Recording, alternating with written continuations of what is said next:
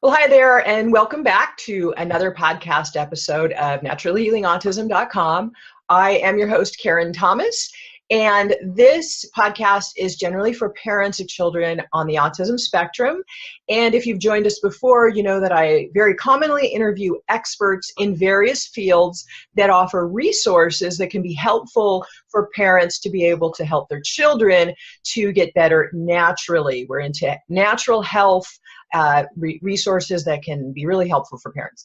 Anywho, today our special guest, I'm very excited about this one because I'm really kind of a natural health geek, and our guest today will really be helpful. We're going to talk about the gut microbiome, and in layman's terms, what that means is gut bacteria and the gut and how it directly affects the brain. And many of you parents, you may or may not have heard, but it's very, very common. The gut has to be healed up for the brain to be able to heal. So we're going to get into why that is and what you can do about it. And my guest today is Kiran Krishnan, and Kiran is a research microbiologist, and he's been involved in the dietary supplement and nutrition market for the past 16 years. And he comes from a strict research background. So he has several years of hand search research and development fields of molecular medicine and microbiology, getting his degree from the University of Iowa. And also got his degrees in microbiology from the University of Iowa. His undergraduate education followed up with postgraduate research in molecular biology and virology, which I'd love for you to say a little bit about too, because virology is very interesting, and viruses are really common for children on the autism spectrum. And also, once Kiran had left the university for research, then he got into enzyme therapies, and I'm really, really excited about getting into that a bit. Worked for Amano, one of the world's largest suppliers of therapeutic enzymes, and we'll get into the differences between therapeutic and food-based. And then also has basically a strong background in nutritional research and development for food-based resources. And now in research and development, he's involved in 3 clinical trials on probiotics and the human microbiome. And Kiran brings his extensive knowledge and practical application of the latest science on the human microbiome as it relates to health and wellness. So welcome. Thank you for joining us. I appreciate it. You are welcome, and thank you for having me. It's so nice to be here. Good. Well, we have some exciting things to talk about. The microbiome is so important for children on the autism spectrum. Anyone, whether or not they're on the autism spectrum, but specifically the kids on the spectrum tend to have very weak and how do we say, we call it gut dysbiosis, but I like to use more layman's terms of, the gut is just really unhealthy, and the microbiome, all of that gut bacteria isn't working properly and isn't strong enough. They don't have enough of the good bacteria and too much of the bad. So can you, go ahead and explain to our listeners kind of in general about the microbiome? Yeah, so let's define the term microbiome first. So microbiome refers to the totality of microbes that exist in and on the host, and the host, of course, being us. And not only just the microbes, but all of their genetic elements as well. And that actually becomes even more important, and is even a deeper layer of connection between us and the microbial world that exists in us. And we're really one and the same. There's a term for a human called a holobiome. It's a fancy term, but it basically means superorganism. And what that means is that a human isn't what we used to think of ourselves as a collection of organ systems, a heart, a brain, a lungs, connected with tissue like neurological tissue, vascular tissue. What we are is a walking, talking rainforest. We are an incredibly complex ecology made up of thousands of species, including the human species. And the communication and the synergistic balance between those species really determines health and wellness. Now, when it comes to autism, what we're starting to see is more and more compelling evidence that when we disrupt that important ecology, that it leads to these kind of disorders. And autism is a cognitive developmental disorder, and we know with really good certainty that the cognitive development process starts with the gut bacteria. It starts in utero, and then it continues and progresses really rapidly right after birth. In fact, the brain and the gut, the second brain, come from the same tissue in the embryo. When you look at embryonic differentiation, that basically means when the embryo is turning into a human and different parts of the embryo become different parts of the human, the same tissue within the embryo differentiates into the brain and the gut. Wow. And so they are intimately connected. So there's a lot of evidence suggesting that disruptions in the gut, early on disruption in the gut, makes you much more susceptible to spectrum disorders. And it can be everything from autism on the most intensive scales, but also even things like behavioral disorders. And all of those things fit along the line, and the severity of the condition, it kind of correlates to the severity of the dysfunction in the gut itself. And there's so many things too in our society that mom might have already been, having a poor diet with a lot of sugars or alcohols or processed foods and the chemicals that can throw off the gut biome, and even high stress can throw off the gut biome. So if mom has problems already, maybe some, pathogenic bacteria, overgrowth of candida or yeast, things like that, then she can pass them on in utero to the baby. So then the baby is actually born already in a bit of dysbiosis, correct? Yeah, absolutely. So that's a very important point to note, that babies get their microbiomes from their mom. And if mom is not passing down a healthy subset of bacteria, then she's passing on risk for disease like ASD. And in fact, there's some really good studies on this. So what mom does in terms of fixing her health prior to having a baby and during pregnancy has a significant impact on the risk for ASD. I'll give you an example. There was a study done, and this was done on mice because it's very hard to do this on pregnant women. But basically what they were looking at was gestational stress, right? So stress during the pregnancy process and the risks of developing cognitive issues and ASD as a result of having high gestational stress. So they took 2 sets of pregnant mice and they put one set in what we would call a mouse utopia, having no stress at all, being fed well without any tasks on a daily basis that would cause the animal stress. Then the other group, they put them through a very high stress kind of condition during the gestation process. What they found was that the infants that were born from the pregnant mice that were undergoing no stress were perfectly healthy, no cognitive development. They exhibited normal functional behavior right off the bat. But the mice that were born of the moms that were undergoing stress, a big majority of them were born with autism symptoms. Wow. And then to further compound on that data, what they were able to do was take the serum and blood samples of the pregnant moms that were undergoing stress, take those samples, inject them into the normal born progeny, and they developed autism symptoms. And those were blood samples. Those were blood samples from moms. So all of the stress hormones and then all of the resulting toxins from the stress, and we'll talk about how the toxins end up in the gut from this in the circulatory system from stress. All of those things were enough, when put into the newborn infant, was enough to cause the autism spectrum disorder symptoms. So what that demonstrated was that the health of mom's gut and the health of mom's system is a major determining factor in the risk for ASD. Now the risk of saying that is we don't want to create guilt in moms, that have kids with ASD. It's not their fault. They didn't do anything wrong. Most of this information was definitely not known. Your doctors and OBGYNs will not know to tell you these things. And it's not unusual to have stress during pregnancy, especially based on your life circumstances. What's important to note from this is that it's an ecological issue. Mom's stress has disrupted the ecology of her baby's microbiome, and that has caused symptoms. The beauty of an ecological issue is that it can be reversed. No different than having an ecological disruption in your garden, where all of a sudden, because of some stresses, you end up with more weeds than the good plants. You can change that. The good thing about this is you can change the ecology of your gut and thus your health and wellness of your body.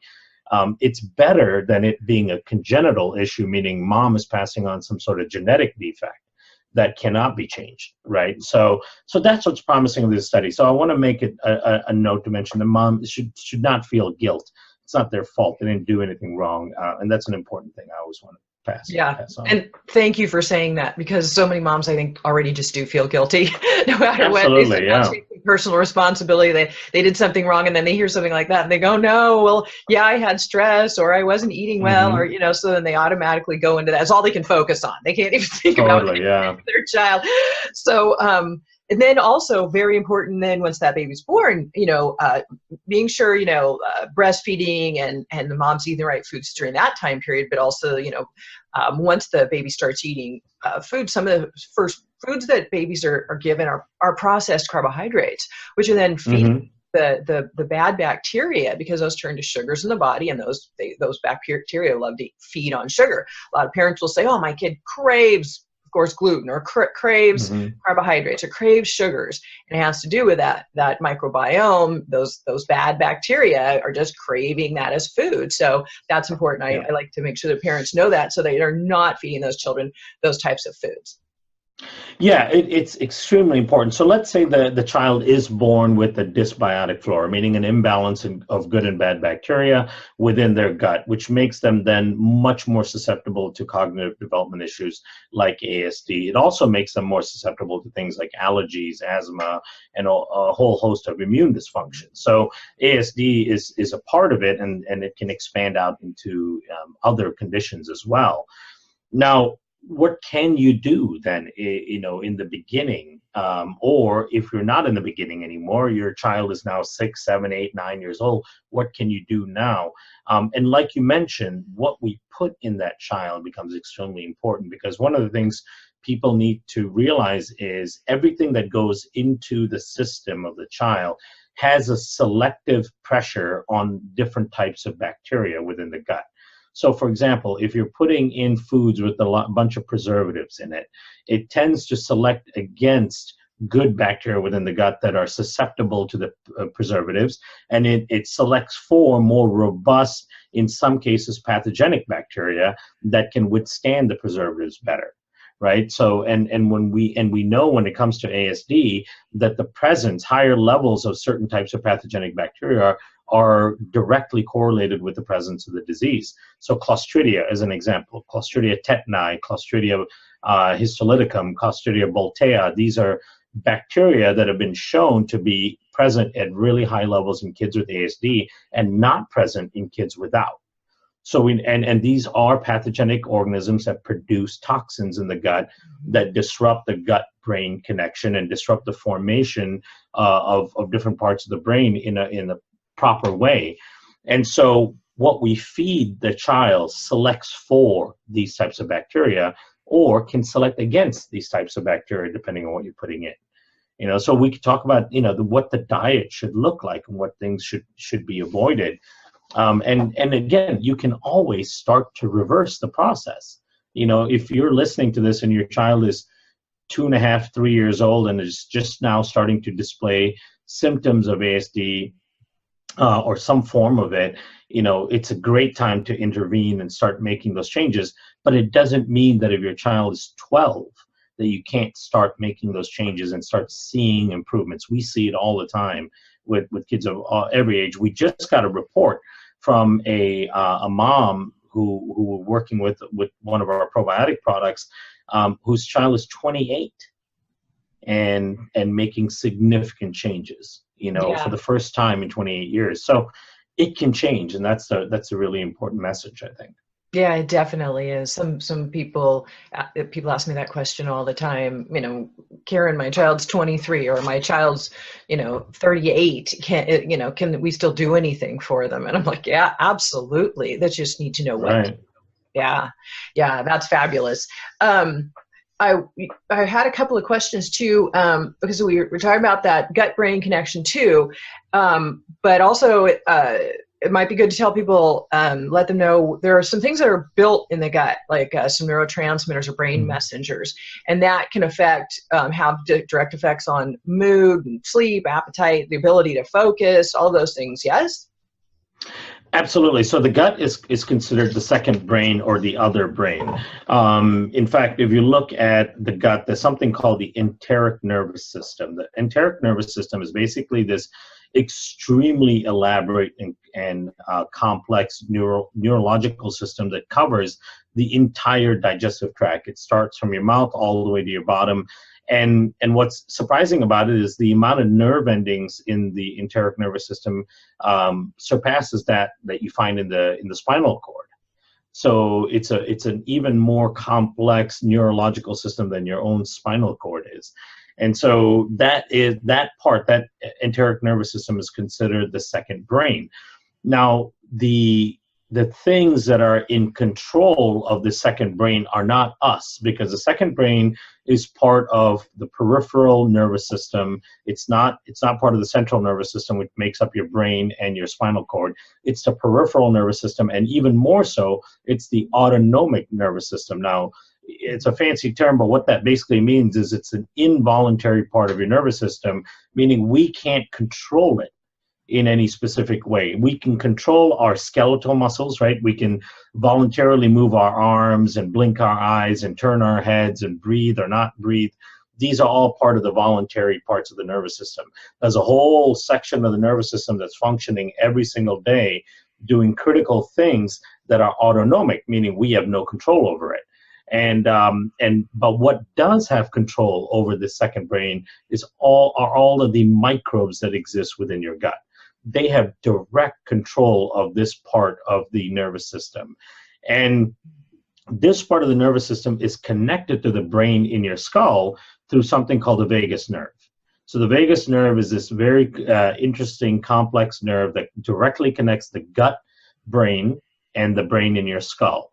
And the microbes in your gut brain can send a whole host of signals, and this can be hormones, it can be neurotransmitters, it can be immunological signals through your immune system. It can be metabolites that they produce, compounds that they produce that affect your brain function. They have 4 major ways of communicating with the brain in your head through the gut, and it can be anything from telling your brain to stop producing the hunger hormone because enough food has come in. It can be sleep signals. It can be awake signals. It can be cravings. So a lot of these kind of sweet cravings that you have, food cravings, come from the bacteria in your gut making you want to eat a cupcake or making you want to eat sweets. It comes from them. They produce these signals and send it up the vagus nerve into your brain. And the same thing with serotonin. 95% of serotonin in your body is produced in the gut. We know serotonin is the happy hormone. We know that kids with ASD have serotonin dysfunction and issues with the levels of serotonin. Dopamine is another one that's also produced in the gut, which is part of the reward centers of the brain. We know that kids with ASD tend to have dopamine receptor issues and dopamine functioning issues. That is produced by the bacteria in the gut and sent to the brain. So there's a whole host of neurotransmitters that are being produced in the gut and sent over to your brain. And when you have a disruptive gut, the production and the use of those neurotransmitters get completely decimated. Right. Yeah. And I know anxiety is a really big one for kids on the autism spectrum, and that sensory overload piece. And GABA is an amino GABA aminobutyric acid is what it stands for, but it's those receptors are made in the gut, and along with that vagus nerve, between those two, GABA's job is to calm the nerves down. The vagus nerve tries to balance everything and keep things calm. So if those two are askew, you definitely can have a lot of anxiety issues. Absolutely, yeah. Just from the serotonin imbalance alone can drive anxiety issues, and also leaky gut. We'll talk about leaky gut as well. Yeah. I think it's a very important thing to talk about. But certain components of leaky gut can actually go through the the second brain in your gut up to your own brain and actually get into the brain and disrupt serotonin function in the brain in your head, and dopamine function as well, and even GABA production and BDNF, which is brain-derived neurotropic factors. All of these things that are important for balancing emotions and responses to emotional cues. All of those things are originate in the gut, which is amazing. So, like, one great line of evidence for that is, the fluoroquinoline antibiotics, things like Cipro or gentamicin. Their number one side effect is anxiety. It's not diarrhea, it's not gas and bloating and bowel issues. It causes anxiety and depression in people because the antibiotic is so powerful and disrupts the microbiome enough that it screws up the gut-brain communication and causes cognitive issues. So it's a really, really important connection to appreciate and understand, because what you have to know about your child with ASD is they've got a lack of the right balance of neurotransmitters and signals going to the brain to allow them to perceive the world around them in the appropriate way and react to the world around them in the appropriate way. But most of that is coming from the gut. Right. So without addressing that part of the gut, it's so hard to make significant progress in treating what's happening inside the brain. That's a perfect segue to for us to move into probiotics, and there's a lot around probiotics, and some have the numbers. Do I go into the billions? And some people say, well, if I go into the numbers, the strains are in the billions, then that can cause autoimmune reactions for some. Which one is the right one to use? Which ones are not okay to use? How should they their sources be? What should their sources be? Where should they be deprived from or derived from? There are a lot of things, long-term use versus short-term use, and the same strains creating possible, like a monoculture. So I really like to address those, because these are questions that come up all the time with my parents that are contacting me, and so you're the perfect person to really discuss that. And we, definitely leaky gut, and then I really see Prevotella is talked about so much about one of the bacteria that are so low in children with autism, and building that up with things like fiber, but then kids can't always eat fiber right away. It's a slow progression into that because they can't digest it well. So I know I've just thrown a ton of stuff at you. If you could kind of move into that, those pieces, because I know they kind of all fall together. That's why I was lumping them. But so they do, yeah. So to kind of put it together, let's talk about probiotics. What kind of probiotics are important and can help with ASD specifically, and then also what are some of the other things we can do in addition to the probiotic to help the right type of flora flourish within the gut for ASD kids. So going to probiotics first. So we know that the dysbiosis within the gut that is associated with ASD falls into a couple of different categories. One is that tends to be too many pathogenic organisms, in particular of the Clostridium species. So Clostridium is a spore-forming organism that's very resistant to antibiotics, does better in a higher pH environment. The few Clostridium species that are very closely associated with ASD are very strong, robust organisms. And it's hard to get rid of them, by just using antibiotics or trying to outcompete with regular conventional probiotics. So a probiotic that can help with ASD has to be one that can directly compete with and drive out these Clostridium species. The second thing is, when you drive out the Clostridium species, it has to be replaced by other beneficial bacteria.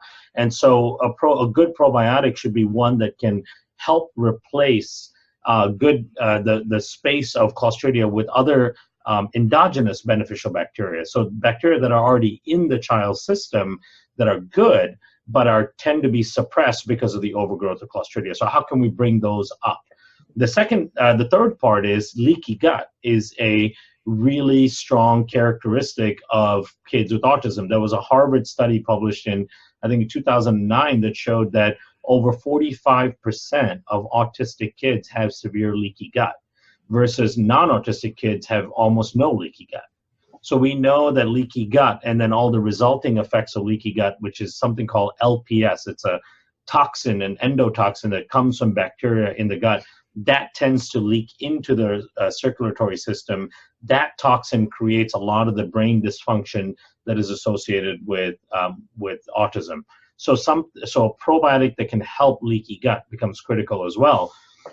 The last thing is in a 2015 review, so this is a very recent study, it was titled Microbiome Disturbances and Autism Spectrum Disorders. So this study was what we call a review paper. It reviewed a whole bunch of other studies on the relationship between the gut and autism spectrum disorders, and the researchers came up with a set of criteria for probiotic that would help with autism.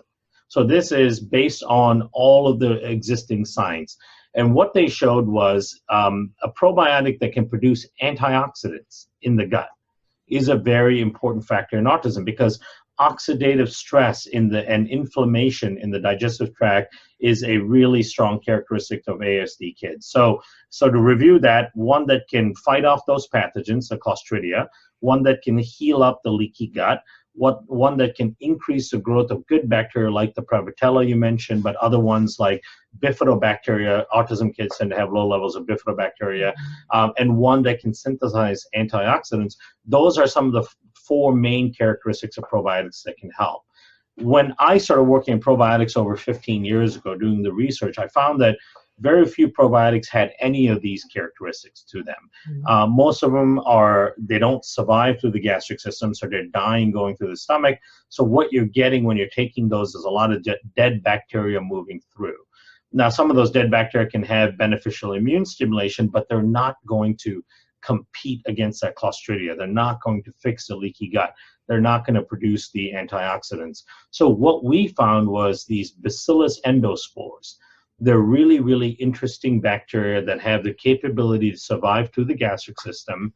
And once they survive through the gastric system, they get in the gut. One of the first things they do is start fighting against those Clostridia and other bad bacteria. Things like E. coli, Campylobacter, Streptococcus. They fight against the bad bacteria and directly get rid of them. At the same time, they produce a bunch of nutrients that help the good bacteria grow. So they can increase the Prevotella, they can increase the bifidobacteria, and all of these beneficial bacteria that tend to be low in autistic kids. They also change the gut environment. They acidify the gut environment so that the pro-autistic bacteria are suppressed, and the bacteria that help fix the gut are increased. Now, they also fix leaky gut. We just published a study in August, on August 15th in the World Journal of Gastrointestinal Pathophysiology. It's the first human study on a probiotic fixing leaky gut. And we published that study based on our research with the spore-based probiotics that we work with. And then the crazy part about it is these spores also produce antioxidants in the gut. So they're the only probiotics that produce antioxidants in the gut. So as far as we know, the spore-based probiotic that we work with are the only ones that fit the criteria published for an important probiotic for kids with autism. So, you could take a lot of different things. You can take yogurts and all that stuff. They might help some of the digestive functions, but they're not really going to fix the major problem that seems to be associated. And they're processed. They have sugars in them and preservatives and all these things that aren't going to help you in the long run, and in fact could even cause more harm. So when it comes to probiotics, we say, these Bacillus endospores that we work with, that found in the Just Thrive product, is one that is so naturally designed to work with autistic kids. Okay, and I know that you've had really good results with your product called Thrive, and it has, I believe, 4 strains in it, correct? Right. Yep. Okay. 4 strains of the Bacillus endospores. Yeah. Okay. And why did you choose just those 4 and not any more? And that leads me into, what if you remain on that same one for a long time? Is it creating a monoculture? Are there more strains or other things that could be needed in the future? And do you shift around at all? No, we haven't found any need to shift around. Now, what's really interesting about these strains is that they have a given lifespan in the gut. So they are transient in that way, meaning they spend on average about 3 weeks in the gut and then they leave. So even if you took very, very high doses of them for a long period of time, you would never develop this monoculture issue because they end up leaving themselves. So they're transient microbes in that sense. Now, the other thing is the vast majority of probiotics you can find in the marketplace cannot get into the gut, survive, and actually colonize. So you can't really increase the diversity of your gut by adding in all of these strains from probiotics. They basically die and go right through the system. So one of the best things you can do to try to increase the diversity of strains within your gut is to improve the condition in the gut for the growth of those strains. So assume, like, let's take a garden as an example. Let's assume you have this garden and you have all the seeds in the soil for a diverse set of plants, but the soil and the garden condition aren't favoring the growth of those seeds, and so you start getting more weeds popping up. But if you can go in there and recondition the garden so that the soil is more favorable to allow those seeds to grow, then they will start to grow. So most people have a good number of those seedlings of good bacteria within the gut. We just have to give them the right condition for growth. And that seems to be what these spores do. They get in there and they totally recondition the gut to favor the growth of all of these good organisms that are there but not growing at the moment. Which I love, because the bottom line is the body is this amazing, amazing thing. And if it just has what it needs naturally, Absolutely. and you can get, the stuff that's harming it, the toxins and all that junk out of the way, and then feed it properly, it can take care of itself and restore itself. But it needs support, and it needs to be able to have those right things coming in to help it do that. So yeah, bringing it all back to nature. Yeah, it needs the condition. If you put your body in its natural state, in its ideal state, it can fix and prevent almost any problem. Right.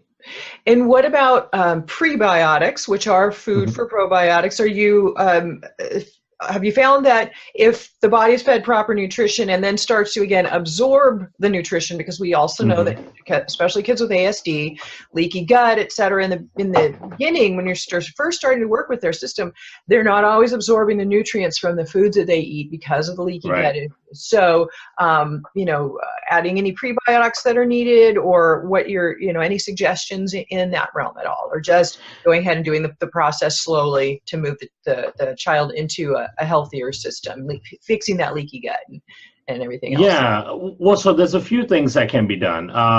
I think prebiotics are a good option, but of course you want to be careful that the prebiotics are not being added in at too high a rate too fast, because it can produce gas and bloating and other negative symptoms that would then upset the child more. But there are a number of nutrients that can be added as well. So colostrum, for example, can be quite important in regenerating the immune system within the gut and neutralizing some of the toxins that come out of a dysbiotic gut. Another one is called lactoferrin. Lactoferrin is a component of colostrum, but you can get it as a singular product. And lactoferrin neutralizes many of the toxins that cause the inflammation and then the leaking into the system. L-glutamine at levels of 2 to 5 grams a day can be really important in regenerating the barrier within the gut itself. High protein. So high protein can be interesting because you mentioned Prevotella being low. One of the effects of consuming high protein is it increases Prevotella growth. So one of the ways to up that Prevotella level is by increasing your protein intake. Whey protein, for example, seems to help. But a lot of autism kids are on dairy-free, gluten-free diets. So if you can't do the whey, then of course you can go to pea protein and other vegetable sources of protein as well. And we're just talking about getting in 5, 6, 7 grams a day. We're not talking about trying to get these kids to do a 30-gram of protein smoothie. They're not going to do that. Just kind of sprinkling some of the protein on some of the foods that they're already eating, just to kind of increase some of those amino acids that they're taking in. The other thing is these protein products will also have free amino acids in them, and studies have shown that some of these amino acids, like serine and proline, are really important for regenerating the gut mucosal layer, which is a protective layer in the gut. And when you have a stronger mucosal layer, it reduces the leaky gut effect within the system itself. So vegetables, diet, high fiber diet. Fiber, you want to introduce it very slowly and build it up over time. You could start with as little as 400 or 500 milligrams a day of fiber. You can buy a fiber product and just add a tiny sprinkling into food and not, try to give them the full dose as recommended by the label. You can build up the use of fiber over a 3-4 week period. And that will start increasing the diversity within the gut of the ASD child. Removing all of those processed foods like you talked about, when we look at babies' first foods, most of the U.S. babies, their first foods are all processed. They're canned and bottled and pasteurized and have preservatives in them and all that so that they're shelf stable. The problem with that is if you're starting off with a dysbiotic gut, that's only going to increase the dysbiosis. So if you can make your own baby food, that's so much more important. Eat organic as much as possible. One of the chemicals that's the most closely correlated with autism is glyphosate. We know if you look at studies that plot the use of glyphosate over 20 years and you look at the incidence rate of autism, we see that it's almost exactly parallel. The more glyphosate and the more GMO corn and soy that's used in any given region, the incidence rate of autism increases almost in parallel to the use of those compounds. Right. And so going completely organic and trying to eat the cleanest foods becomes extremely important. And then using those clean foods to make your baby's first foods becomes extremely important as well. Blending it and liquefying it yourself rather than buying what's already pre-made and pre-packaged. Right. Because again, we don't know what the glyphosate content is of those pre-made, pre-packaged foods. They're more than likely going to be really high. And for the listeners, some people, if you're not clear on what glyphosate is or its dangers, I have done another podcast interview with Dr. Stephanie Seneff, who is a top MIT researcher who has really delved into glyphosate and its dangers and the effects on autism. And I will link at the bottom of the page where this podcast is released. I will link to that episode so that you can listen to it on the page at naturallyhealingautism.com. Where I released this episode, I will link to the Dr. Seneff episode on glyphosate because it's a very, very, very important topic for parents to know about and be aware of. And many people are spraying the product Roundup in their yards to kill weeds. Roundup is filled with glyphosate. So you're inhaling it, it's in your yard, you're breathing it, your kids are playing in it, maybe on your grass or around it, and it's contributing to leaky gut, it's being sprayed on our food crops, and it's very, very dangerous, and it's important that you do know all about it. So I will link to that episode so that you can learn about the glyphosate issue. Yeah, and so and let me make another point about glyphosate, and this might be in that interview you talked about. Like you said, it's really important because not only is it on all our crops and foods that we eat, but it's also in our home environment because people are inadvertently using Roundup. And so, or if they're not using it, their neighbor may be using it, and because of rain and runoff, it's going to end up in your environment. It is an antibiotic.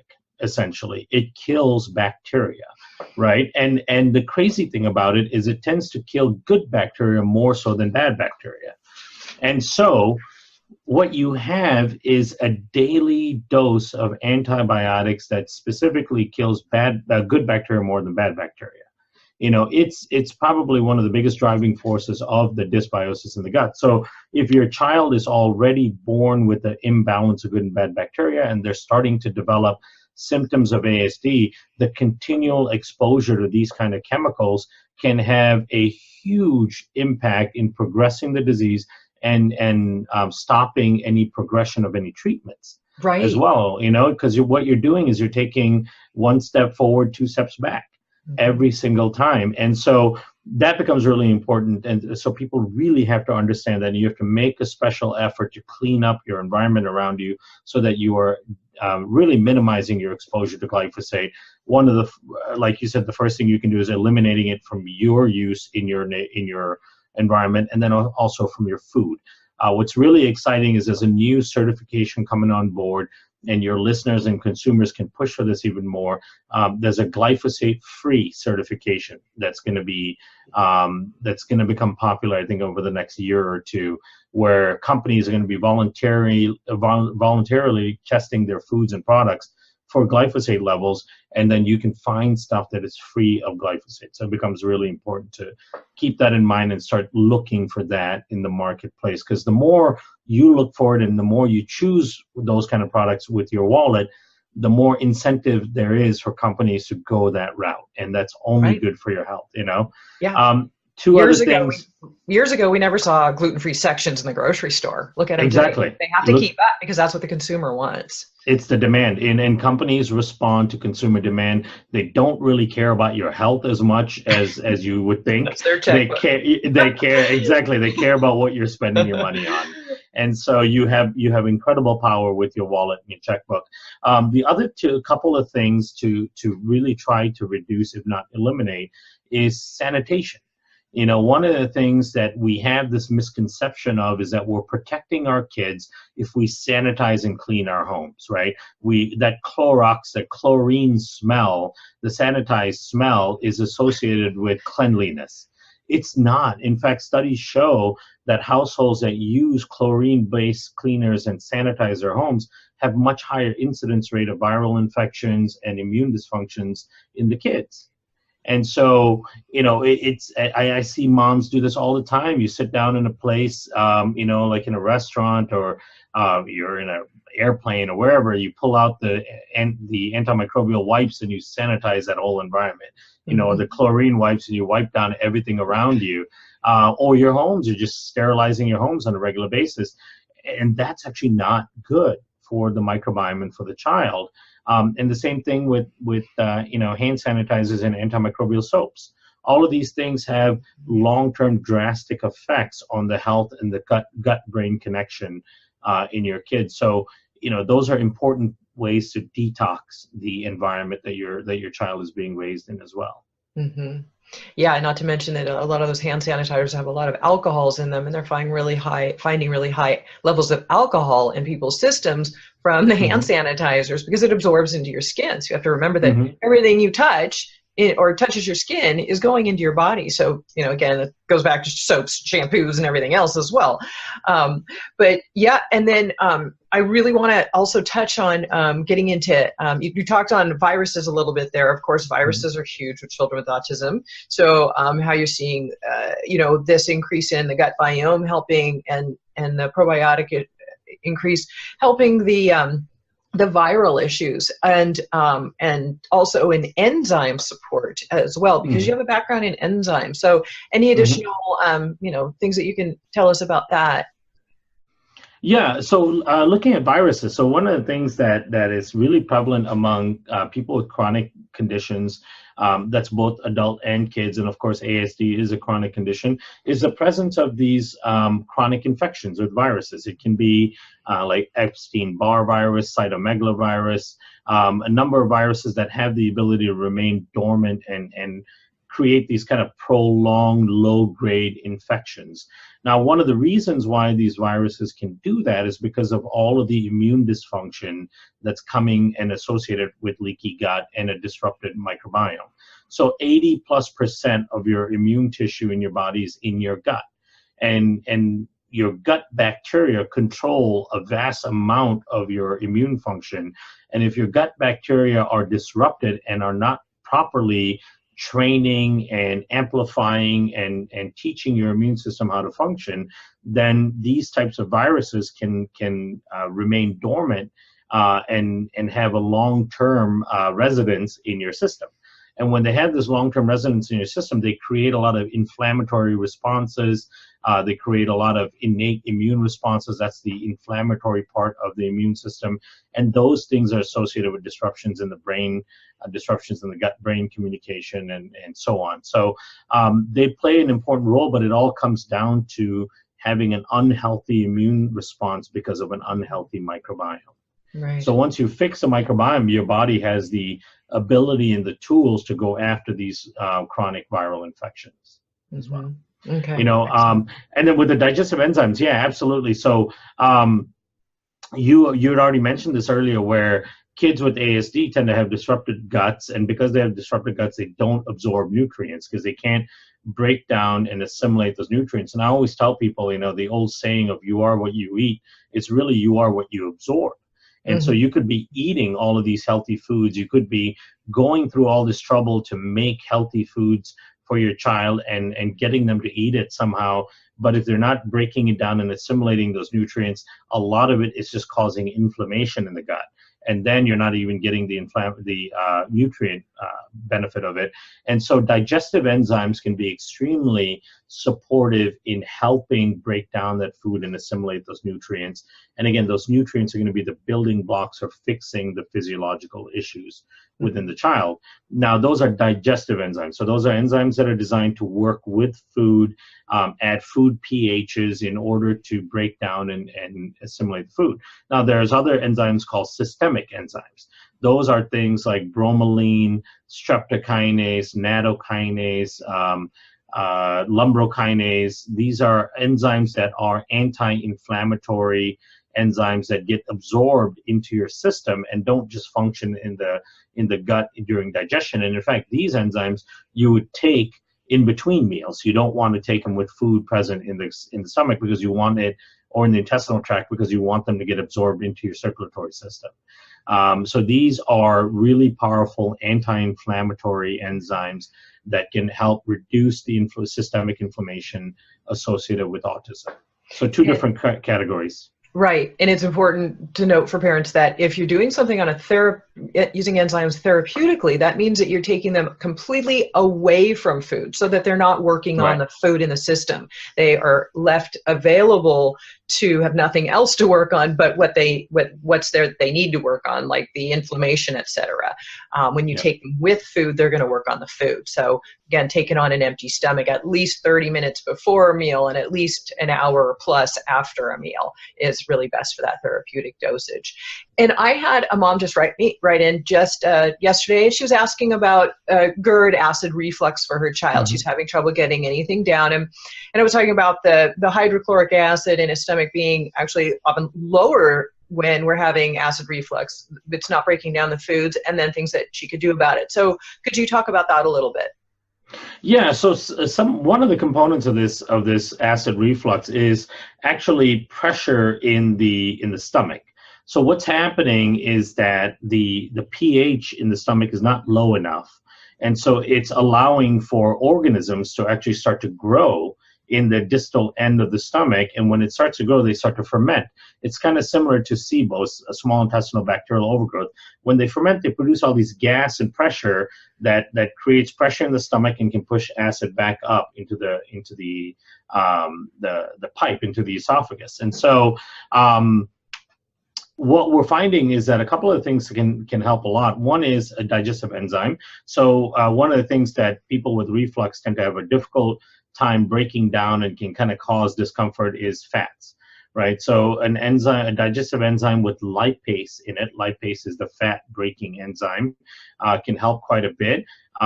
Taking some HCl can help as well, but also the probiotic. That's really one of the things that we use primarily, is a probiotic for this kind of GERD and reflux that you tend to see in kids. And in fact, it's very characteristic of ASD. They tend to have much higher incidence rate of reflux than non-ASD kids. Now, one of the things to be cautious of is, one of the tendencies is to give people PPIs when they have GERD. So PPIs are proton pump inhibitors. What we've seen is that this data is showing that these PPIs, these prescription anti-reflux medications, actually can really disrupt the microbiome further and make the GERD even worse, and then of course leads to other more complex issues. We also see that moms who are on these PPIs during pregnancy because of GERD and reflux have a high incidence rate of delivering babies with ASD. Mm-hmm. So you want to be careful of these kind of prescription medications and talk to your doctor in more detail about it and the potential dangers of it. So you want to look at utilizing something like a probiotic that can help with it, and a digestive enzyme that contains lipase especially. And I'm thinking probiotics, we generally want to take probiotics that can make it through the stomach acid and survive that. Right. But when we're having upper GI, GERD issues, the acid reflux, and it's up here in our, even into our chest and our esophagus, we want to possibly open up the capsule and then take it so that it can break down what's in the upper GI instead of maybe keeping it whole, correct? Yeah, absolutely. And, like our probiotic, for example, that we use quite extensively with ASD kids, it's in a capsule form, but it's almost impossible to get a kid to take a capsule. So no matter what, we pull the capsule apart and we mix the powder in any sort of food or drink. But that is a great way to deliver it, and you get better exposure in the upper part of the digestive tract. Mm-hmm. Yeah, absolutely. It's really good for people to know that that's okay to do, because we do talk so much about it does need to make it through the stomach acid. But again, a lot of these kids can't take a pill. And then also then you're able to work on the upper GI issues. So yeah, that's really helpful. I'm trying to think of anything else. And I also wanted to stepping back for a second here on the glyphosate issue. I also interviewed Zen Honeycutt, who's the head of Moms Across America, which is an organization that is creating awareness throughout now the world for glyphosate. And they will give people free brochures to pass out and create awareness. So maybe we could actually help with this glyphosate-free certificate piece that might be going on foods in the future. Yeah. I'll link to that episode on this page at naturallyhealingautism.com as well, so that parents know where they can get those brochures and that information to maybe help with that as well. Because all that we're doing, all the good food we're now learning, organic and feeding them the right wholesome foods and taking the right supplements, healing up that leaky gut.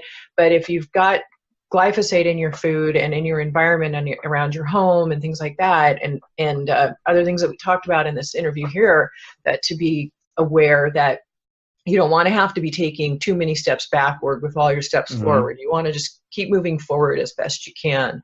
So, and Kiran, thank you so much for being here. You've been a wealth of information. Do you have anything else that you'd like to add? And I will link to Thrive, your product, as well. Do you have anything else you'd like to add before we wrap up? I just want to emphasize again that that there is significant hope, and that's what's great about all of this, is that you really can, as a parent, take the health and wellness of your child into your own hands, and with the right information and the right knowledge, you can absolutely improve their lives and their behavior and their function in a really, really dramatic way. And that's what's so exciting about this new understanding of the connection between the gut and the brain and how it all how it all works together, because it tells us that we can fix it. And that's the most important part of it. Clean up that environment, get rid of the chemicals. Getting dirty is fine. Going out in the woods and getting in the dirt, in the soil, is really important for the microbiome. That's how we evolved as a species. We ate, lived, and bred within the dirt itself. There's a lot within dirt that can actually help with our microbiome and help with our overall health. Cleaning up the chemical exposures both in your food and your environment becomes so important. And then just reducing stress both on yourself and your child is paramount, because we now know that stress increases leaky gut, and mom's stress, it becomes reflected on the child as well. So I know parents that have children with ASD, their whole sole focus is working with their child and improving their child's life. A lot of times they forget about themselves. And your health is going to be reflected in your kids' health as well. We know that from studies. I'll give you an example. There was a study that showed that, households where one individual is taking an antibiotic, and that antibiotic is disrupting that individual's gut, they were able to measure the same disruption in people that lived in that house that weren't taking the antibiotic. So there's like a cloud of information that our microbiomes exchange, so it's important to note that your health is going to be an important factor in the health of your child. So take care of yourself as well. All of those things you're doing for your child, try to do for yourself as well.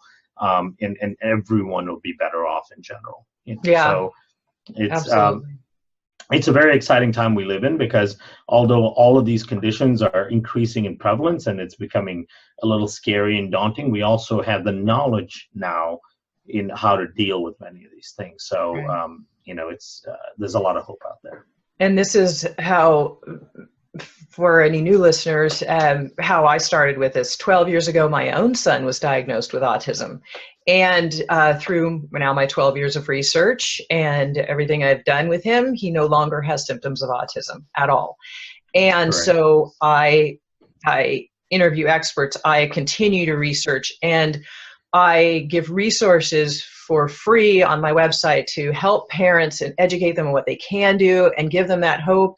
And I'll link to it if you're interested. I have created an online step-by-step program called the Autism Moms Mentor Program that walks you through every single piece that I did very simply, because there's so much confusion out there and so much information now that it tends to just throw us all off. And not only are we spending more time on trying to research and figure out what really is a good product and what isn't, and then also not only the time, but the money, the resources, trying to figure it out.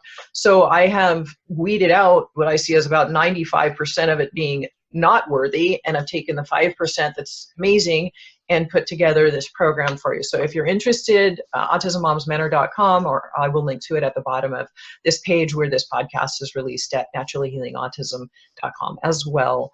So yes, it's about supporting parents, because it's important that you know that your children can get better, and every child's degree of better is going to be different, but that we're seeing results and progress everywhere, all over the world. So you can make a difference, but you definitely want to take care of yourself as well. Mm-hmm. I always tell parents, if you're doing, all those good things you're doing for your child, you should do them too, especially since that possibility of the child starting, some of it's got, not all of it, some of it's got dysbiosis, could have been in utero. So mom might have more issues, and that doesn't let us handle stress as easily if we have those kind of going on too. So you want to take care of yourself, right? Build that back up so that your stress level doesn't create a lesser, or a weaker microbiome of your own. And then, you're tumbling backwards while you're trying to get your kid better. So anyway, thank you so much, Kiran, for joining us. Really, really appreciate your knowledge and your support for what you do as well. And anything else to add? No, thank you for having me, and bravo to you for all the great work that you're doing, getting this information out there to people. So thank you for having me and giving me this opportunity to talk. All right, my pleasure. Thanks again. Take care. Bye-bye. Bye.